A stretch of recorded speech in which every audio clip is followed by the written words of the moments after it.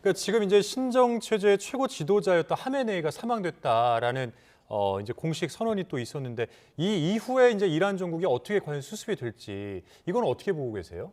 어쨌든 지금 뭐 공식적으로는 임시 지도자위원회가 3인으로 구성이 됐고 이제 그 사람들은 앞에 그러니까 뭐 상징적으로 내세우는 사람들이고 실무는 하메네이의 오른팔이었던 뭐 금고지기라고 하는 모크베르가 있고 또 이 하메네이 유고 때 하메네이를 이을 만한 내지는 정말 가장 실세로 알려졌던 랄리자리라고 최고안보위원회 이 사무총장 이 둘이 아마 뒤에서 그 임시지도위원회 뒤에서 실무를 맡아 할 텐데 제가 보기에는 사실 임시지도위원회건 이 실세건보다는 예. 앞으로의 이 상황의 가장 큰 이 결정적인 변수는 혁명수비대가 얼마나 결속력을 유지할 것인가 아니면 이탈을 할 것인가 흔들릴 것인가에 달려 있다라고 봅니다. 어떻게 분석하십니까? 저는 이탈할 가능성이 절반 이상이라고 봅니다. 그 이유는 하메네이의 사망과 연관이 있습니까? 하메네이 사망도 연관이 있겠지만 제가 볼 때는 예. 지난달 중순에 그러니까 이란에서 정말 최대 규모의 반정부 시위가 일어났는데 정말 최악으로 유혈 진압을 했었잖아요. 그 혁명수비대가 했거든요. 근데 그러니까 뭐 최대 3만 명까지 사망자 수가 뭐 추정되기도 했는데 3만 6천 명까지도 제가 본 것 같은데요. 예. 그러고 나서 혁명수비대 내부에서 중간급 간부 아래로 이건 아니다라고 이렇게 흔들리는 뭐 균열의 모습이 보인다라는 얘기가 많이 나왔습니다.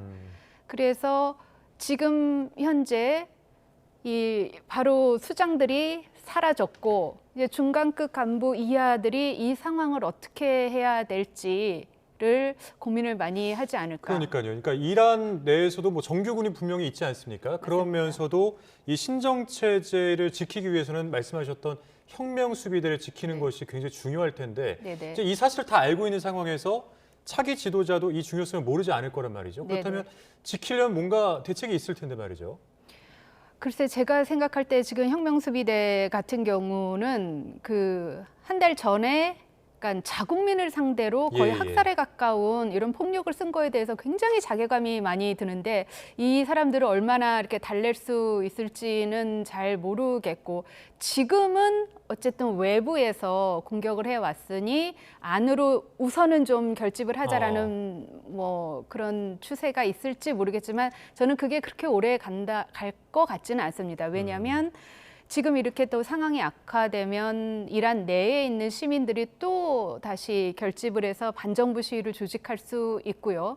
그러니까 이번이 기회다. 우리 정말 국민투표해서 이슬람 공화국 말고 뭐 어떻게 해야 될지 한번 투표를 해보자 이런 움직임이 있을 수 있고요.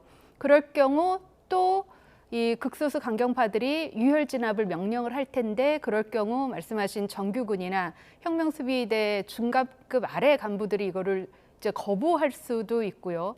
그럴 경우는 제가 볼 때는 트럼프 대통령이 뭐 얘기했던 우리가 떠날 때 이란 시민들이 남아서 뭔가를 너희의 정부를 만들어라 뭐 이런 시나리오로 갈 가능성도 있어 보입니다. 그러니까 뭐 혁명 수비대는 뭐 강력한 구심점이 지금 사라진 상황에서 말씀하신 대로 좀 와해 국면을 맞을 수도 있겠다 이런 생각이 좀 드는데 그렇지만 이제 말씀하신 대로 정규군도 있지 않습니까? 뭐 이란 대통령 같은 경우에는 이 하메네이 추도사에서 복수와 응징은 의무다 뭐 이렇게 밝히기도 했는데 그러면 이제 이쪽은 또 다른 전선이 되는 거 아닙니까?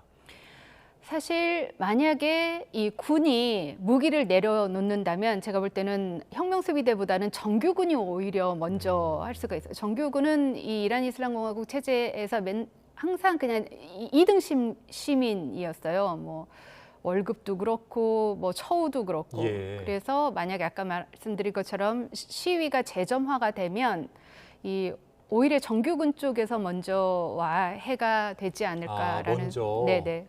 그렇군요. 근데 지금 이제 아까 말씀하신 바로는 이제 하메네이가 사망을 했고 그 어떤 그 이후로 이제 승계 순위가 있을 거 아니겠습니까? 그래서 이제 누군가가 또 구심점 역할을 하게 될 텐데 그런데 지난번에 저희 그 베네수엘라 사태를 보더라도 핀셋 타격을 하잖아요, 미국에서. 그러면 그 다음 승계자도 뭐 그런 좀 타격의 대상이 될 수 있지 않을까 이런 우려도 좀 있긴 하던데요.